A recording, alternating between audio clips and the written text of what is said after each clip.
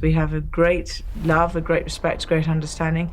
He's an extraordinary human being. It's literally been your white knight too, financially as well. You write about that. I think we've been each other's both. We've supported each other in lots of different angles. There's a whisper moving through the corridors of London society that Sarah Ferguson, once the Duchess of York, is dating again.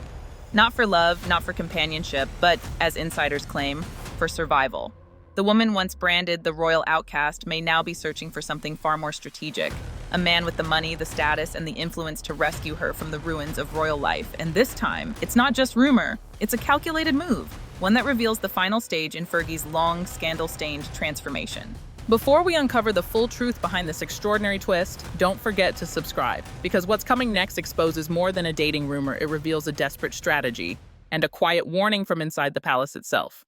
You two have always been remarkable to me because you did get divorced, yet you continue to live together. Separate wings of the house, but... Yeah, lucky it's quite a big house. It's a big house, yes, I've been there. It's a big house. We 100% live together, and we are always going to be together. And for years, Sarah Ferguson has existed in a strange royal limbo, divorced from Prince Andrew since 1996, yet still living with him under the same roof, sharing Windsor's royal lodge, and calling him her best friend, her soulmate, her white knight. To the public, it was eccentric. To the palace, it was problematic. Even after their divorce, they were inseparable. They appeared at events together, holidayed together, and raised their daughters, Princess Beatrice and Princess Eugenie, as though the royal split had never truly happened. But behind the smiles, the financial foundations of that arrangement were always crumbling. Sarah had debts. Many of them. Over the years, she leaned on Andrew for support, and at times accepted help from men who would later destroy her reputation completely. The most damaging name among them, Jeffrey Epstein. That single association, and a leaked email calling him a steadfast, generous, and supreme French chien would later trigger one of the darkest chapters in her life. It stripped her of credibility, erased what little royal goodwill remained, and left her standing alone. Financially unstable, socially radioactive, and quietly humiliated. But while the world assumed she'd retreat, Sarah Ferguson, it seems, is preparing for yet another comeback. And supreme friend.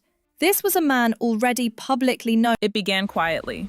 A few strange comments from close friends, mentions of meeting new people, rumors of discreet dinners in Geneva, and appearances at charity events that seemed more like social auditions than fundraisers. Then the whispers grew louder. Multiple insiders now claim that Fergie has opened the door to dating again. Not to rekindle romance, but to find someone who can provide stability, wealth, and freedom. Someone who can lift her out of the financial and reputational wreckage left behind by years of royal disgrace. According to one former royal aide, Sarah believes she deserves a second act, and she doesn't care if it's funded. It's a shocking statement, but for those who have followed her history, it's not out of character.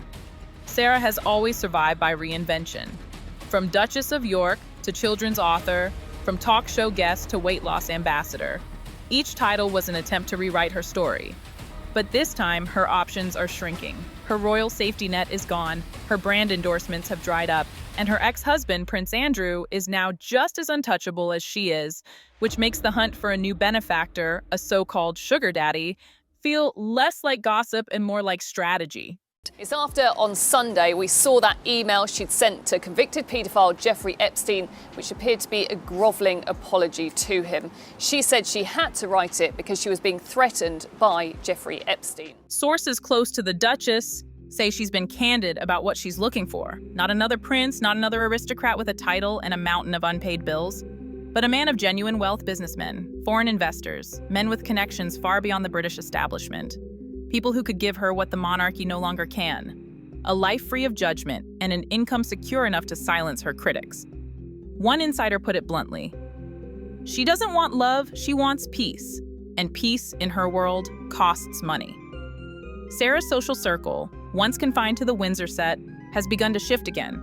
She's reaching out to old acquaintances from her charity work in America and the Middle East, renewing connections with private jet owners and former suitors. There are even claims she's been spending more time abroad, quietly exploring the idea of relocating entirely. Because for Sarah, leaving Britain may no longer be a rumor, it may be a plan. Not only that, but a pap found them and took photos of Brian sucking Fergie's toes, Fergie topless, and all of this happening while her two daughters, Princess Beatrice and Eugenie, were around.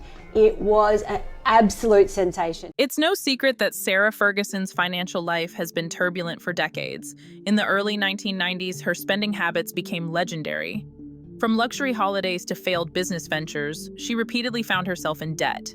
At one point, she owed millions and sought help wherever she could find it. That desperation led her straight into the orbit of Jeffrey Epstein, who reportedly paid off 15,000 pounds of her debt.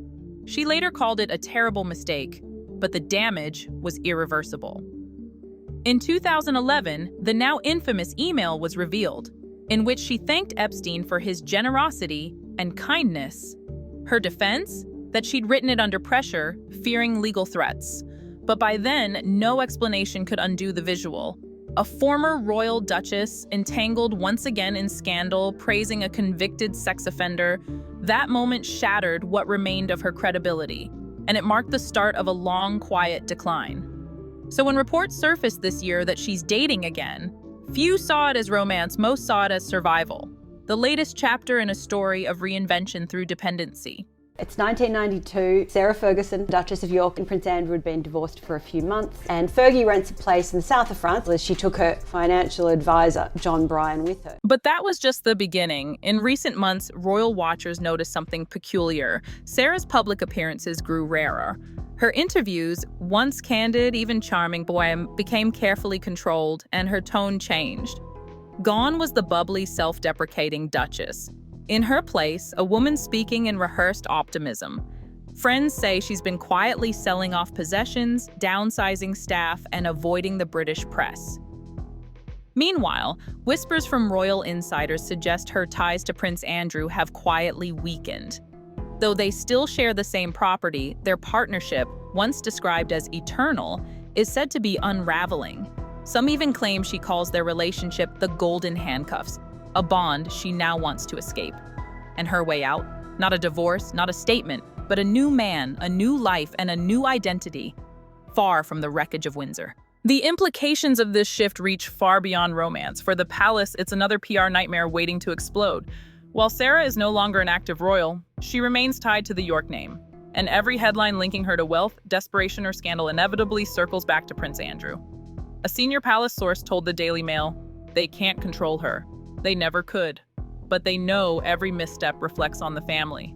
And there have been many, from the toe-sucking scandal in the south of France in 1992 to her public confessions of debt and divorce. Sarah's history has always been one of near rehabilitation followed by self-sabotage. But this time, it feels different. Older, wiser, and pushed to the margins, she no longer seems interested in royal redemption. Instead, she wants independence, even if that means relying on another man to get it. Her daughters, Beatrice and Eugenie, are reportedly worried. They have long defended their mother's eccentricities, but sources close to the sisters say they're anxious that another scandal could permanently damage the family's already fragile image, especially now when both daughters are carving their own identities within and beyond the royal fold. As one royal commentator put it, Sarah doesn't realize she's playing with matches in a house already burned. Financially, Sarah's options are narrowing. Her recent cancer diagnosis earned her public sympathy, but it also drew attention to her finances once again, and the lifestyle she continues to maintain despite limited income. She's no longer invited to high-profile royal events. Her charity ventures have quieted. Her memoirs sell modestly, but not enough to sustain Windsor-level living, and with Andrew's own wealth under scrutiny, including questions about how he funds his estate. The idea of Sarah seeking a benefactor isn't just plausible, it's practically predictable. For a woman who once said she'd never marry again, this new ambition speaks volumes. It's not about love, it's about legacy, or what's left of it. In the end, Sarah Ferguson's story has always been about survival. From the scandalous photos that ended her marriage to the emails that ended her reputation, she has mastered one art above all others: reinvention through reinvention. Now, as she reportedly re-enters the dating world in search of wealth, the question isn't whether she'll succeed, but whether she'll ever truly escape the shadow she created. Because no matter where she goes or who she finds to stand beside her, the echoes of those choices will follow. And as one palace insider quietly put it, Fergie will always find a way to land on her feet, but sometimes even a soft landing comes with a price. And yet, the silence from the palace speaks louder than any denial. If you found this expose eye-opening, make sure to subscribe for more royal investigations and hidden truths, because in the world of the Windsors, what's buried doesn't stay buried for long.